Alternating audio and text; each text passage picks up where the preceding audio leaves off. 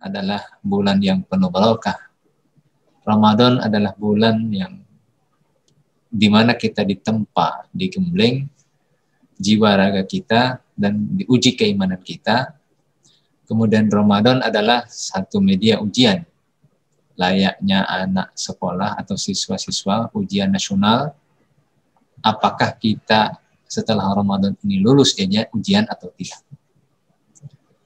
Kemudian setelah Ramadan, tentu masuk ke bulan Syawal. Lalu seperti apakah kita mempersiapkan diri memasuki bulan Syawal? Tentu yang utama adalah bagaimana kita menjalankan ibadah puasa, ibadah-ibadah lainnya di bulan Ramadan ini. Karena ibadah Ramadan itu merupakan media ujian dan tempaan serta binaan dan pendidikan bagi keimanan dan jiwa raga kita, maka apakah nanti di bulan Syawal kita mendapatkan rapot yang bagus atau rapot yang jelek? Bagaimana kita mempersiapkan diri untuk memperoleh rapot yang baik dan bagus di bulan Syawal ini?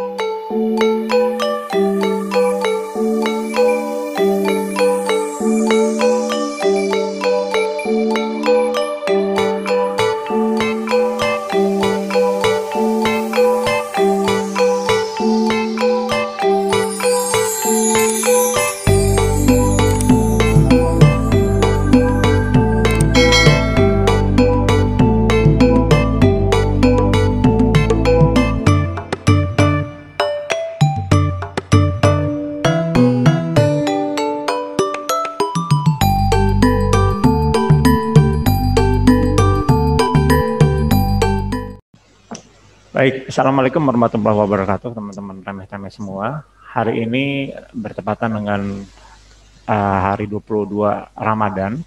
Kita insya Allah teman-teman yang beragama Islam menjalankan ibadah puasa.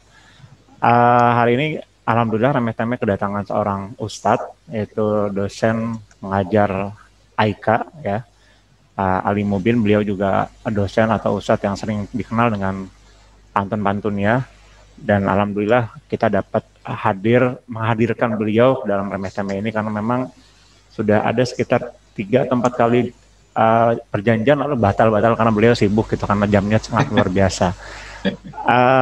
Teman-teman, hari ini kita akan membahas tentang Syawal. Apa sih mau kita persiapkan di bulan Syawal? Kita sapa dulu Pak Ustadz Ali Mubin. Assalamualaikum Pak Ustadz Ali. Waalaikumsalam warahmatullahi wabarakatuh. Bagaimana Pak?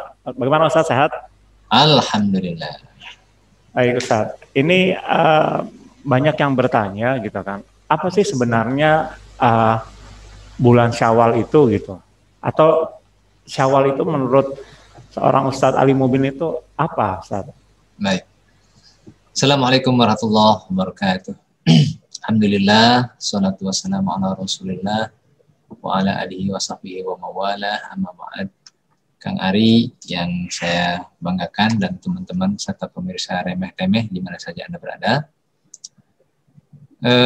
Ramadan adalah bulan yang penuh barokah. Ramadan adalah bulan yang dimana kita ditempa, digembleng jiwa raga kita dan diuji keimanan kita. Kemudian Ramadan adalah satu media ujian, layaknya anak sekolah atau siswa-siswa ujian nasional. Apakah kita setelah Ramadan ini lulus ujian atau tidak?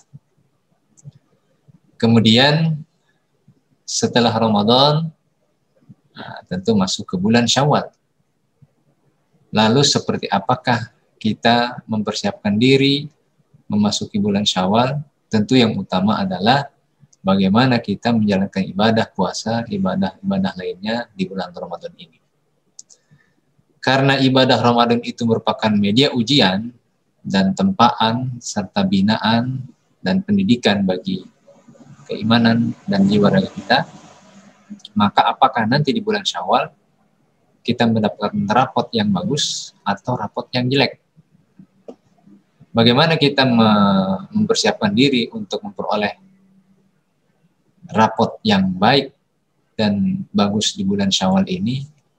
Salah satunya adalah inilah kita menjalankan ibadah Ramadan ini dengan keikhlasan dan sungguh-sungguh, serta yang paling utama adalah konsisten atau istiqomah.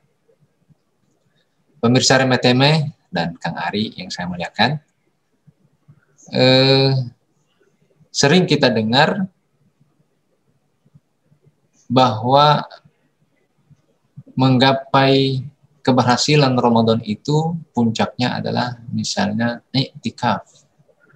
Bagaimana kita iktikaf itu mendekatkan diri kepada Allah, targetnya adalah mendekatkan diri kepada Allah, sehingga nanti bahwa satu Syawal Idul Fitri itu nanti kita merasakan, karena kita yang merasakan apakah kita berhasil atau tidak, ataukah kita bisa menggapai Syawal ini dengan ketakwaan yang maksimal atau tidak.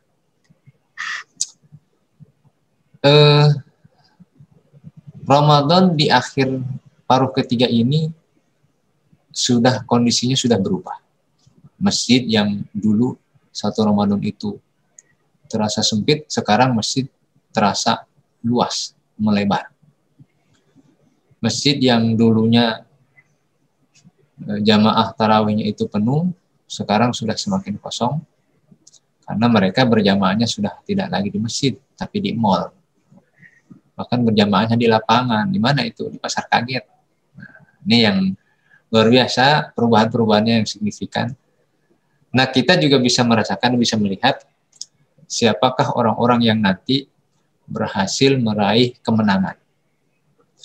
Kemenangan menjalani pembinaan mental dan spiritual, kemenangan menjalani pendidikan dengan segudang kurikulum di bulan Ramadan itu hanya orang-orang yang bertakwa.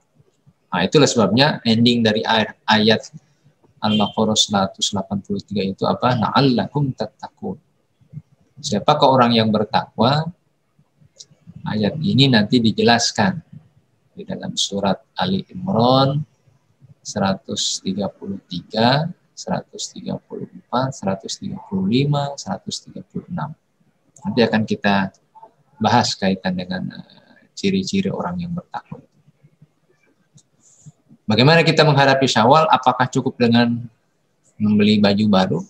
Nah, apakah cukup dengan membeli celana dan sepatu baru dan seterusnya dan seterusnya? Itu adalah sebetulnya bagian dari euforia, bagian dari dalam tanda kutip pesta pora, bagaimana kita menjalani Syawal ini.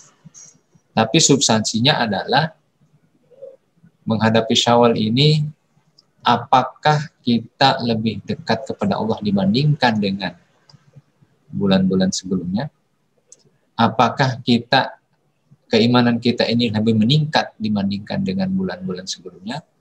Ataukah kita semakin takwa kepada Allah dibandingkan dengan bulan-bulan sebelumnya? Nah, itulah sebabnya ayat Quran itu inna akramakum indallahi atqakum. Orang yang paling mulia di sisi Allah itu bukan orang yang bajunya paling bagus, tapi orang yang paling takwa. Ada yang bercanda misalnya, gampang Pak untuk meraih ketakwaan itu beli saja baju takwa. Boleh juga. Tapi esensi takwa bukan pada baju. Esensi takwa bukan pada sarung BHS misalnya. Bahkan makanya ada orang yang malu kalau pakai sarung BHS tapi sholatnya masih jarang-jarang. Malu pakai baju yang serba bagus dan harganya mahal tapi ibadahnya belum tekun dan belum istiqomah. Ramadan mengajarkan, nah kita ini mumpung belum terlambat di akhir Ramadan, 10 akhir Ramadan ini, ada budaya atau ajaran iktikaf. Kenapa saya katakan budaya? Boleh jadi ada orang yang iktikaf itu memang hanya berlandaskan tradisi bahwa di masjid itu iktikaf. Tapi belum masuk ke dalam relung hatinya berdasarkan nilai-nilai iman dan takwa. Tapi memang banyak juga orang yang iktikaf itu landasannya adalah iman dan takwa. Apapun landasannya dan motifnya, Semoga saja bagi kita, bagi orang yang iktikafnya masih didasarkan kepada tradisi atau budaya, lama-lama berangkat iktikafnya itu dari nilai-nilai keimanan dan ketakwaan. Yang kedua, bagaimana kita menghadapi Syawal ini agar sukses meraih kemenangan tadarus Al-Quran, tilawah Al-Quran, membaca Al-Quran, lalu tadabbur Al-Quran. Ada 3 kategori, 3 tahapan. Pertama, kaitannya dengan Al-Quran ini, ada yang disebut dengan Iqra. Iqra itu qoro'a. Dari asal kata qoro'a, yaqra'u qira'atan. Apa maknanya? Hanya sekedar membaca Al-Quran. Nah, ini tingkatannya umumnya adalah mayoritas umat Islam. Yang kedua, ada yang disebut dengan tilawah. Apa itu tilawah? Tilawah itu selain membaca Al-Quran, lalu dia memahami isinya. Ini tingkatannya sudah mulai, grade-nya sudah mulai naik dibandingkan dengan Iqra tadi. Yang ketiga, ada yang disebut dengan tadabbur Al-Quran. Tadabbur Al-Quran ini jauh lebih berat dan lebih bagus nilainya karena ia membaca, memahami isinya, dan mengamalkan isinya. Itulah tingkatan-tingkatannya. Itulah saya kira kelebihan istilah-istilah Arab, istilah-istilah bahasa Arab, di mana satu kalimat yang sepertinya makna dasarnya sama, tapi esensinya berbeda-beda. Selain i'tikaf, tadarus Al-Quran, lalu apa lagi? Qiyamul lailnya istiqomah. Qiyamul Ramadan istiqomah. Tadi saya sitir di awal bahwa belakangan ini sudah banyak orang yang tidak istiqomah qiyamul lail, qiyamul Ramadan. Terbukti masjidnya sekarang semakin meluas. Pasukan atau soft barisan sholatnya semakin maju. Karena orang kemudian beralih berjamaahnya di mall, di pasar. Nah, bagaimana kita qiyamul lail, qiyamul Ramadan bisa dilakukan secara istiqomah, itulah yang paling sulit. Oleh karenanya sulit, maka qiyamul Ramadan supaya istiqomah itu lakukan dengan kesabaran dan keikhlasan. Jadi targetnya nanti atau motifnya bukan lagi karena tradisi rame di masjid, kebiasaan kita rame sholat qiyamul Ramadan di masjid, enggak. Maka motifnya adalah bagaimana kita melaksanakan qiyamul Ramadan itu berlandaskan iman dan takwa. Tanpa itu, kembali kita tidak memiliki nilai apa-apa. Kita khawatir sebagaimana disitir oleh Rasulullah, kam min sha'imin laisa lahu min siyamihi illa ju'a wal 'atas. Berapa banyak orang yang berpuasa menjalani ibadah Ramadan tapi tidak mendapatkan nilai. Yang ia dapatkan hanyalah haus dan lapar dan haus. Menjalankan ibadah Ramadan itu tidak hanya puasa. Kalau hanya puasa, kita lagi-lagi tidak bisa mendapatkan kenikmatan menjalani Syawal nanti. Baik pemirsa remeh-temeh.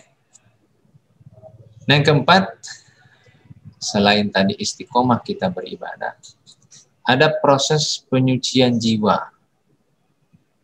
Puasa Ramadan itu akan bergantung pahalanya kalau tidak ada penyucian jiwa. Dalam ajaran Islam, apa itu? Namanya zakatul fitri. Nah, dikenal dengan zakat fitrah. Ada yang menyebutnya zakat fitri, boleh. Zakat fitrah, boleh. Yang jelas beda dengan zakat mal, apalagi dengan zakat mall. Nah, itu beda. Jadi, mu'allakun bainas sama'i wal ard, pahala kita itu, pahala puasa, posisinya adalah bergantung antara langit dan bumi kalau kita tidak menunaikan zakat fitri. Zakat fitri itu zakat nafas, zakat jiwa. Maka orang-orang yang berkehidupan mengalami hidup di bulan Ramadan, dia wajib mengeluarkan zakat fitrah. Namanya juga zakat jiwa. Berapa yang harus dikeluarkan? Sudah, kita semua sudah tahu. Kalau uang ada yang berpendapat 35.000, kalau beras 3,5 liter, itu sudah semua kita sudah paham. Nah, jadi proses bagaimana kita menghadapi Syawal agar memperoleh kemenangan ini ditutup dengan pensucian harta dan jiwa kita, yaitu zakat fitrah. Ini adalah saya katakan endingnya. Bagaimana kita meraih ketakwaan di bulan Syawal nanti, endingnya adalah penyucian jiwa. Ada orang yang beribadah puluhan tahun, berapa kali ia menjalankan ibadah puasa, tapi kalau endingnya tidak suci jiwanya, ya percuma. Dalam tanda kutip, percuma. Karena ibadah puasanya nanti, puasanya, tarawihnya, qiyamul lailnya, sedekahnya, infaknya, dan lain sebagainya, nah ini nggak berbekas ketika jiwanya tidak suci. Jiwa suci itu salah satu indikatornya adalah ikhlas. Nah, itu makna simbolik dari zakatul fitri adalah kesucian jiwa, hati, yang diartikan adalah ikhlas. Ikhlasnya hati beribadah kepada Allah. Maka dengan prosesi ibadah yang kita laksanakan di bulan Ramadan ini, dari awal Ramadan sampai akhir Ramadan, mudah-mudahan kita bisa meraih kemenangan di bulan Syawal nanti. Mungkin itu, Kang Ari, apakah ada tambahan atau ada komentar? Silakan. Ya, ini saya tadi menulis beberapa poin ya. Memang menarik ini teman-teman semua kalau yang bicara itu ahlinya gitu ya. Karena jadi komprehensif gitu.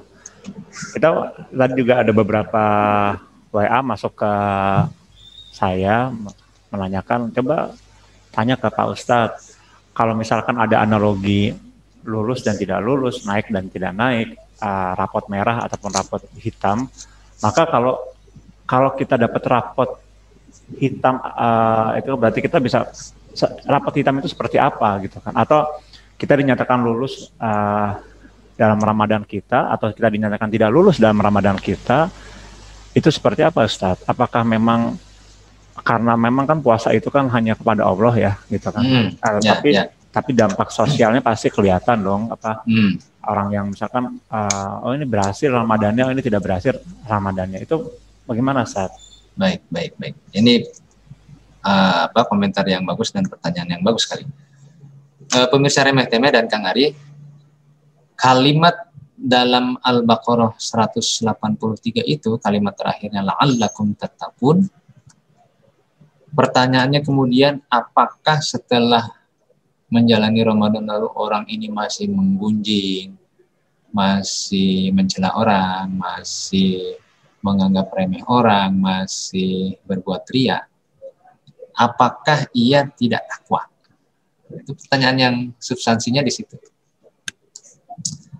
Jadi dalam perspektif saya, orang ini masih bertakwa, cuma takwanya minimalis. Saya menggarisbawahi ayat Al-Quran tadi, Al-Hujurat ya, inna akramakum indallahi atqakum. Ada atqakum itu adalah ismu tafdil, berarti orang lain juga bertakwa, tapi yang paling mulia di sisi Allah adalah orang yang paling bertakwa. Nah, di sini substansinya. Berarti bagi kita, bagi saudara-saudara dan umat Islam, kaum muslimin yang masih menyisakan karakter dan akhlak yang kita contohkan tadi, mencela, riya, itu masih bertakwa. Tapi tidak atqakum, tidak termasuk orang yang memiliki ketakwaan maksimal, dia takwanya minimalis lah. Nah, oleh karenanya, supaya kita termasuk sukses dan memiliki kategori yang paling mulia di sisi Allah, yang paling bertakwa, maka keberhasilan Ramadan indikasinya misalnya saja kalau selama ini punya sifat menggunjing, membicarakan orang, mencela orang, dan punya sifat ria, paling tidak di bulan Syawal itu sifat-sifat seperti itu sudah dikurangi.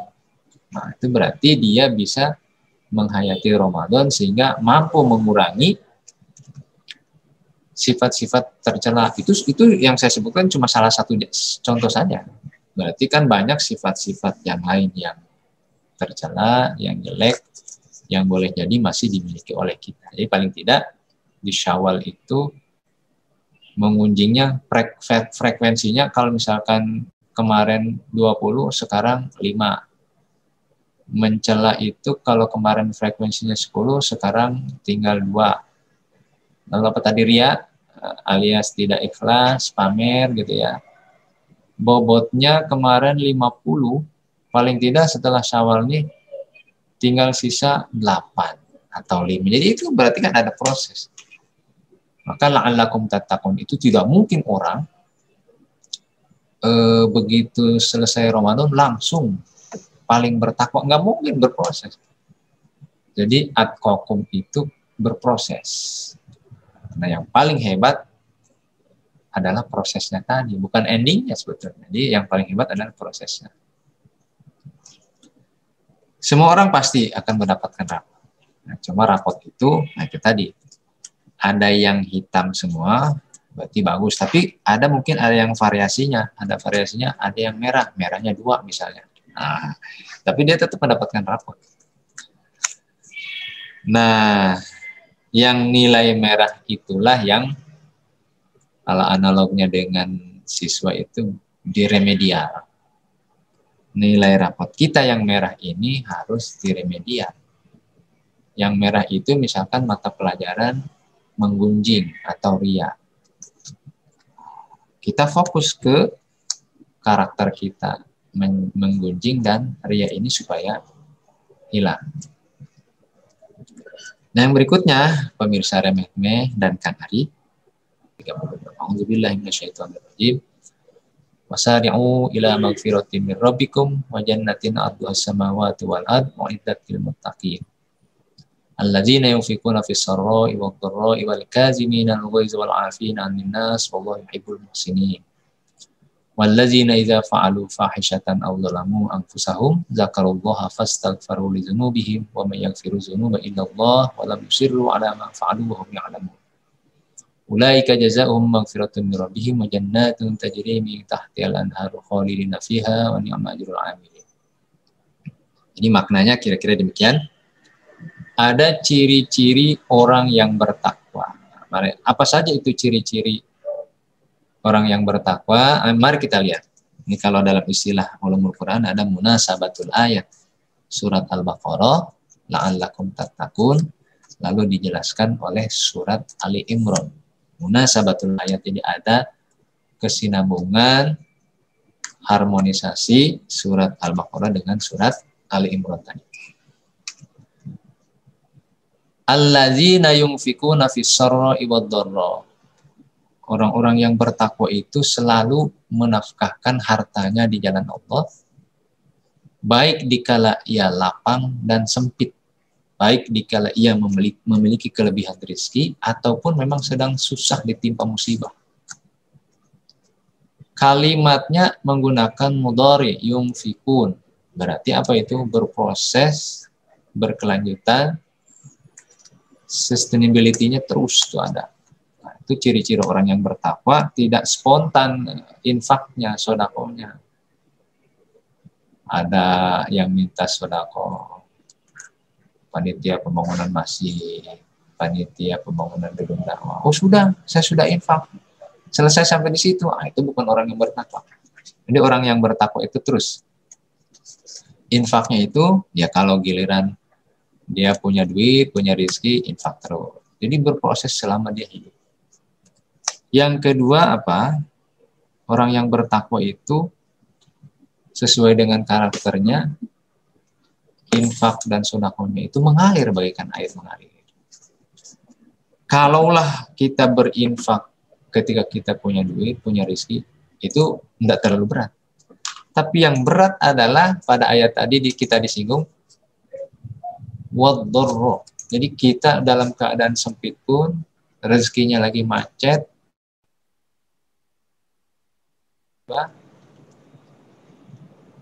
kita sedang ditimpa masalah, cobaan, tapi kita tetap harus berinfak, bersedekah. Itu yang paling berat. Coba pemirsa dan Kang Ari bayangkan kita sedang ditimpa musibah, punya utang, atau musibah sakit, keluarga atau siapapun ada yang sakit, sedang stres, sedang dapat ujian seperti itu, datanglah orang yang minta sumbangan, peminta-minta, atau orang yang mau pinjam uang kepada kita. Kan sesungguhnya hati kita tuh dongkol. Sedang ditimpa musibah, malah nongol orang yang punya duit, kan gitu. Tapi bagi orang yang bertakwa,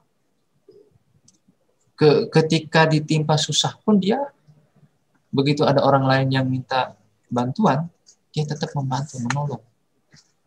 Dan bisa menginfakkan hartanya sesuai dengan kemampuannya.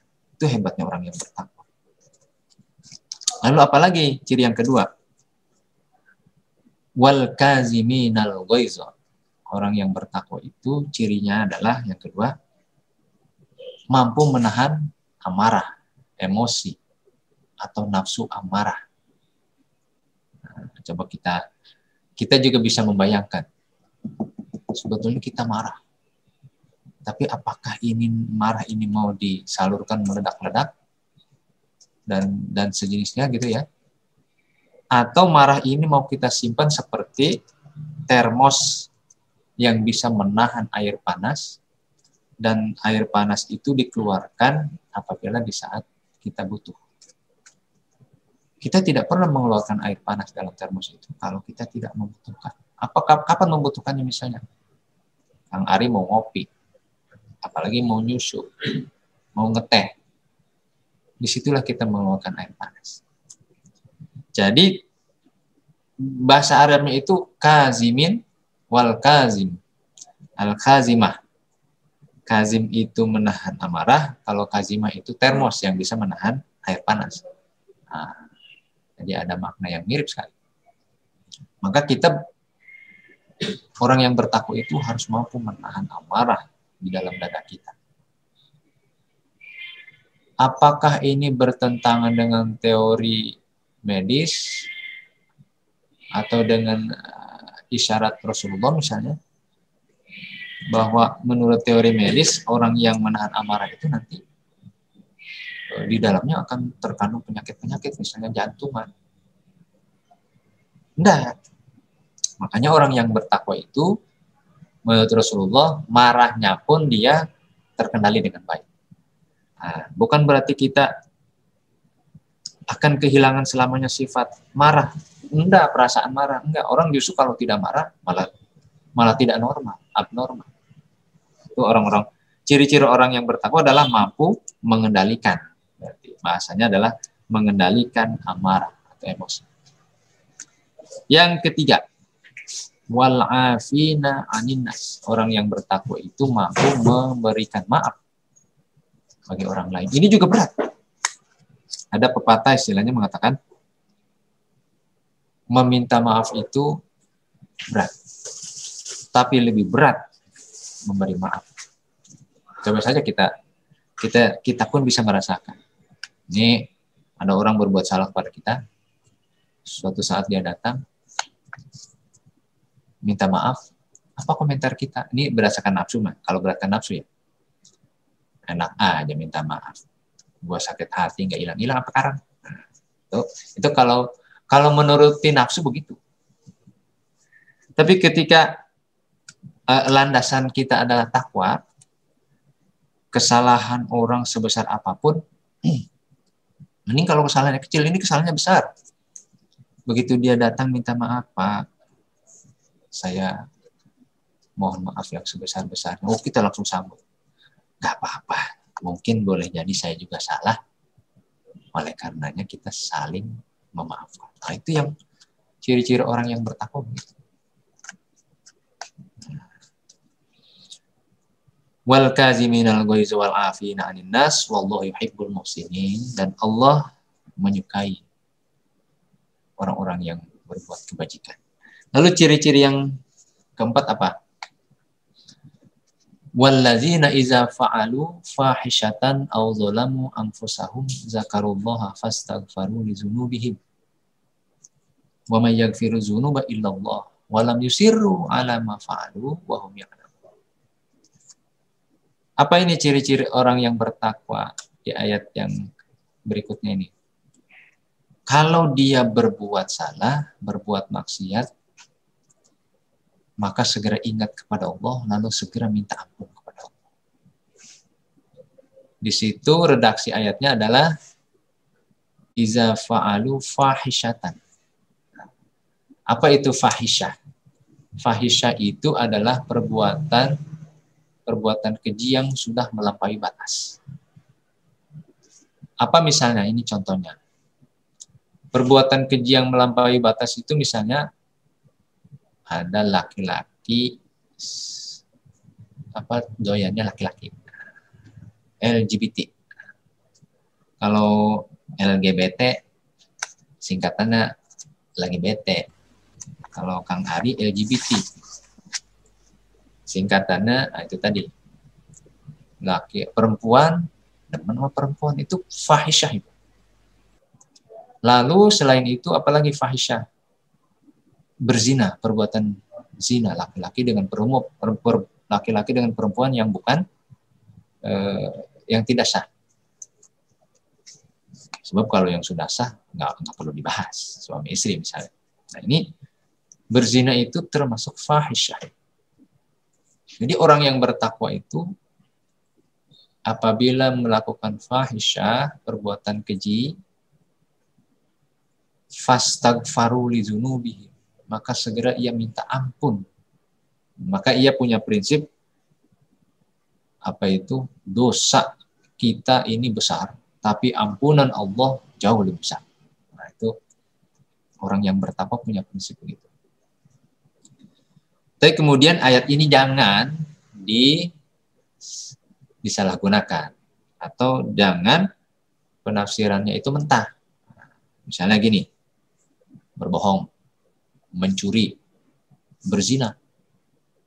Allah kan Maha Pengampun. Berzina, mencuri, berbohong. Ya sudah, tobat.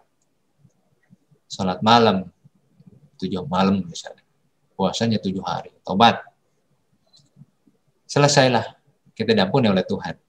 Tapi kemudian berzina lagi. Nah, itu namanya menghina ayat. Menyelewengkan makna ayat.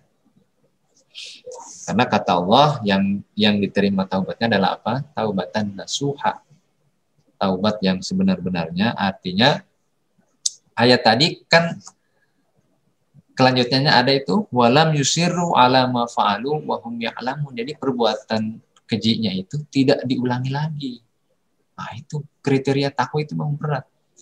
Perbuatan yang kejinya itu tidak diulangi lagi, dia menghentikan perbuatan-perbuatan itu. Maka termasuk perbuatan yang kelihatannya ringan ya, ngomongin orang tuh ringan. Apa maksudnya ringan? Ya ngomongin aja itu mengalir. Ringan. Berbohong itu ringan juga sepertinya. Jadi itu termasuk perbuatan keji dan dia tidak akan mengulanginya lagi. Walam yusirru ala ma fa'alu wa hum ya'lamun, dan dia sadar bahwa perbuatan itu perbuatan keji, perbuatan jelek.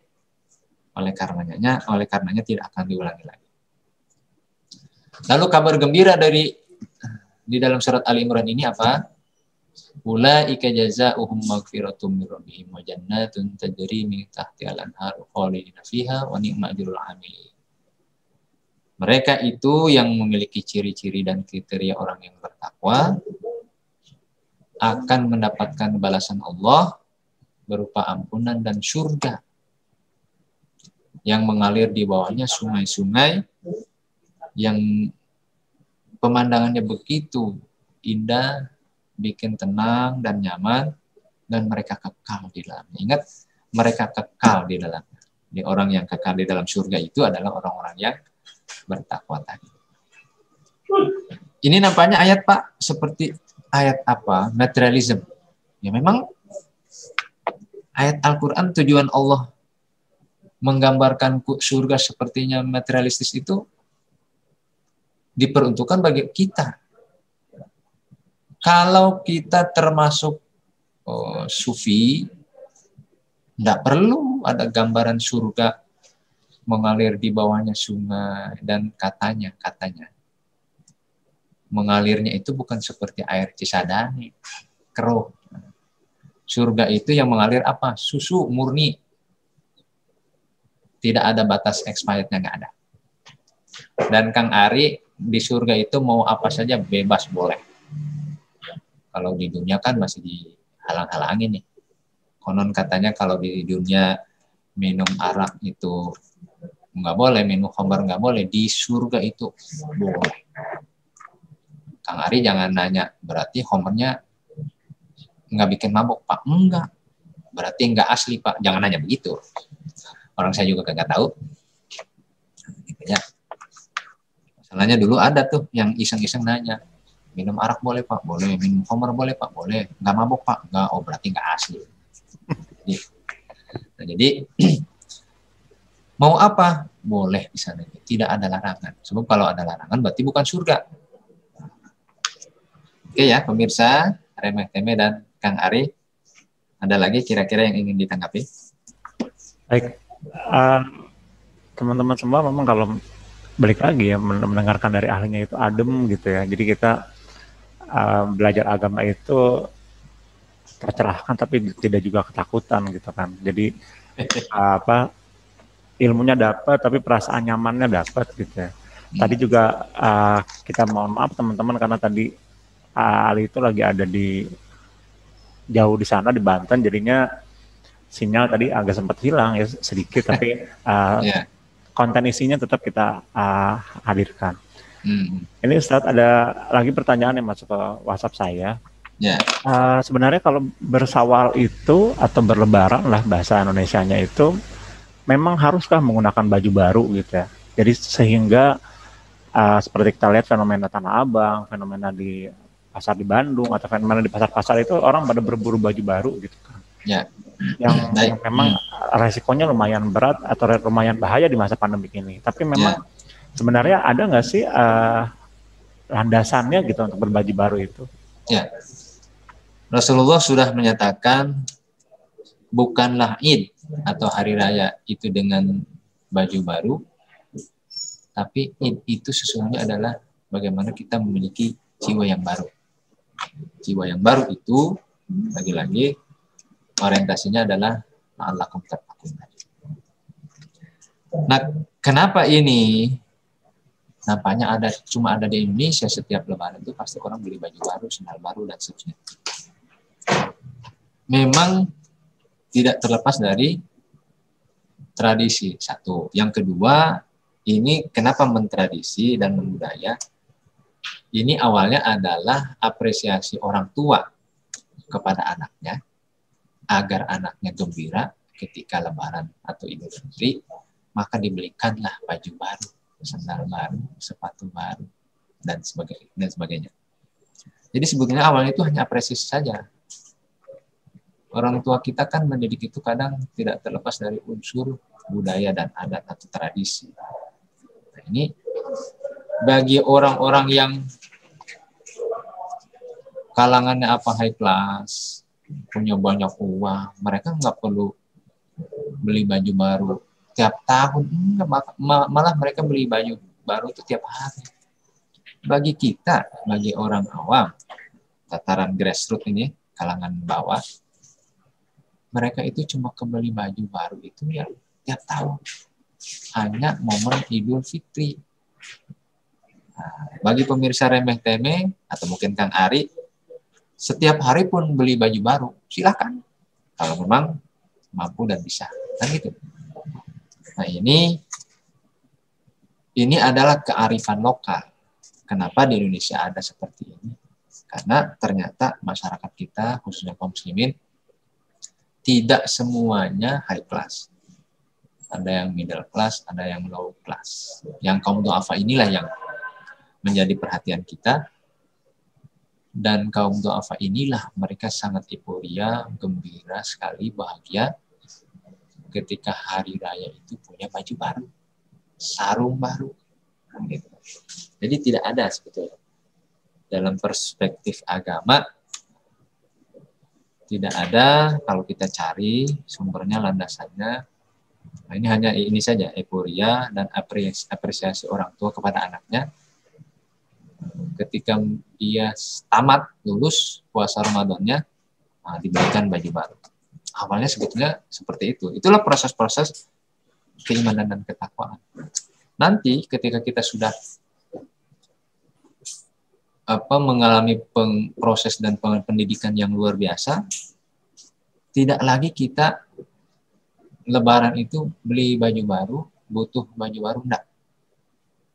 Saya yakin itu, karena saya sudah merasakan dulu motifnya mungkin karena pengen hadiah baju baru. Sekarang enggak lagi.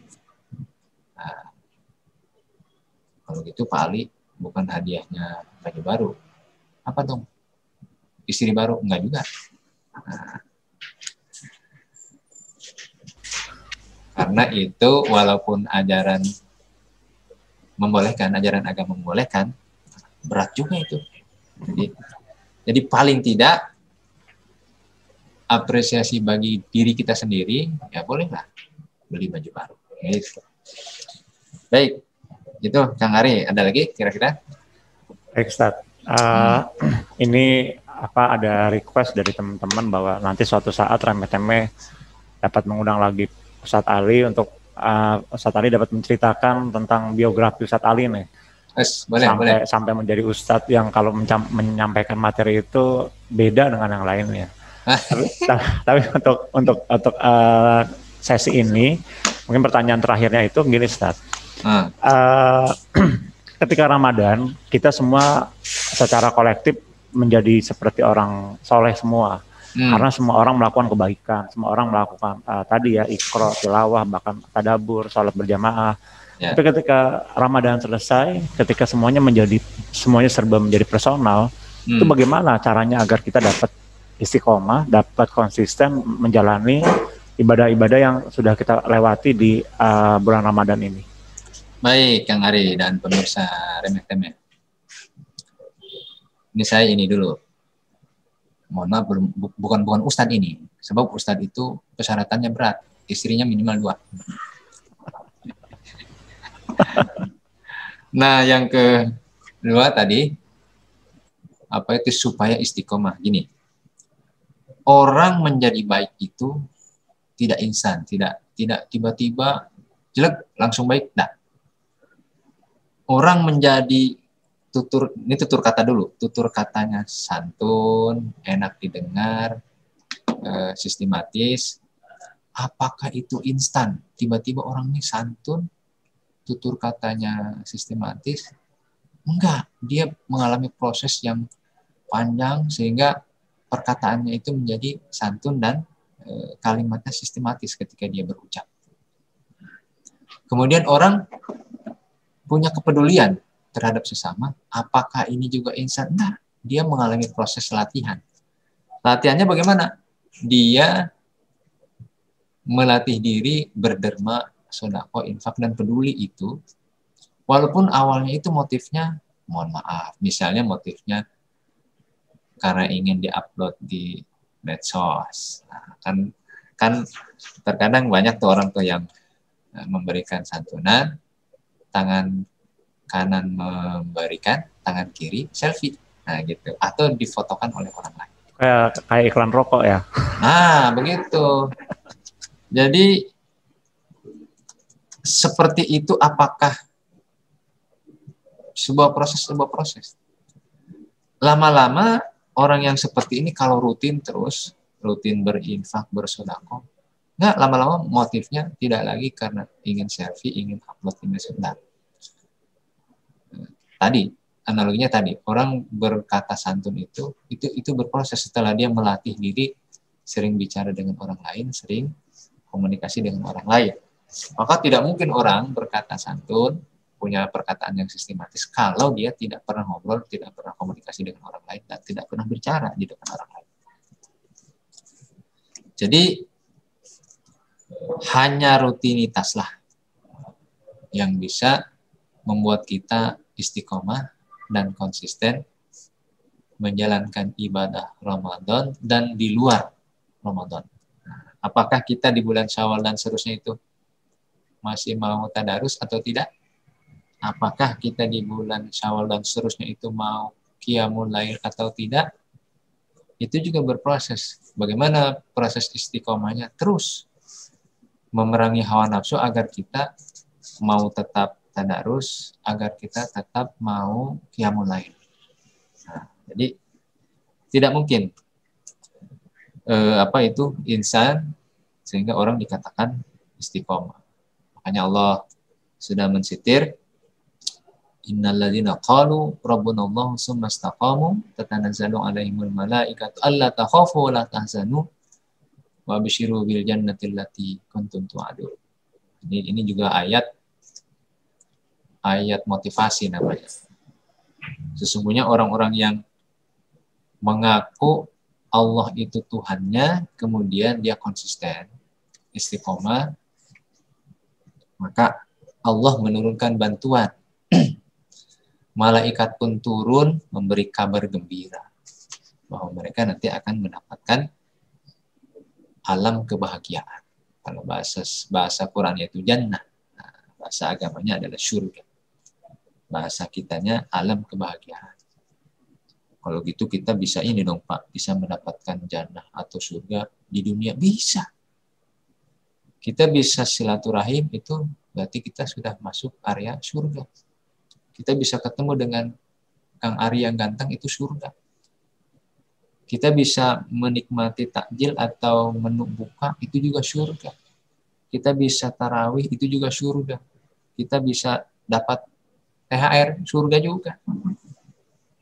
Nah, tapi jangan kemudian orang yang tidak dapat THR sedih dan menganggap masuk neraka, enggak juga. Pokoknya segala hal itu, termasuk rezeki kita itu sudah diatur oleh Allah. Kalau memang itu rezeki kita, nggak akan lari. Tapi kalau bukan rezeki kita, walaupun dikejar, nggak bakalan dapat. Wah, Pak Ali bisa aja nih, mungkin ini cuma sekedar menghibur. Enggak. Coba kita baca surat Fatir ayat 2. Ma yaftahillahu lin-nasi min rahmatin fala mumsikalaha wa ma yumsik fala mursilalahu min ba'dih wa huwal azizul hakim. Jadi kalau Allah sudah memberi, tidak ada yang bisa menolak, tidak ada yang bisa menahan. Tapi kalau Allah menahan, tidak ada yang bisa memberi. Itulah rezeki. Jadi rezeki itu sesungguhnya apa? Jangan diharap-harap, jangan ditunggu-tunggu. Kata Allah apa, lakukan saja apa yang harus dilakukan. Jadi kalau kewajiban kita memang bekerja, lakukan, bekerja dengan baik, nanti Allah yang kasih rezeki. Jadi kepada pemirsa Remeh Temeh, ini memang sedang musim nih di 10 akhir Ramadan ini. Musim apa? Musim curhat dan kalimat THR-nya mana, gitu. Padahal itu ungkapan yang menurut saya tidak layak diungkapkan. Ikhlaskan saja kita bekerja, kita berkarya, insya Allah pasti Allah akan menolong kita dengan rezeki yang berlimpah. Oke, saya kira itu Kang Ari dan pemirsa Remeh Temeh. Baik Ustadz, terima kasih. Tapi sebelum ditutup, bolehkah kiranya Ustadz Ali memberikan pantun? Waduh. Sebab itu bait lah biar menutup acara ini. Karena Ustadz kan juga terkenal dengan ahli pantun nih. Lama-lama jadi profesor pantun ini. Baik. Kalau kita pergi ke Makkah, jangan lupa tawaf di Ka'bah. Kalau hidup ingin berkah, mari kita perbanyak ibadah. Sekapur sirih, gampang diucapkan, tapi berat diamalkan. Terima kasih atas perhatian. Mohon maaf atas kekurangan. Assalamualaikum warahmatullahi wabarakatuh. Waalaikumsalam warahmatullahi wabarakatuh. Terima kasih Ustadz Ali atas waktunya. Semoga kita bisa bertemu di Remeh Temeh yang lainnya. Terima kasih. Amin. Amin. Terima kasih teman-teman semua. Assalamualaikum warahmatullahi wabarakatuh.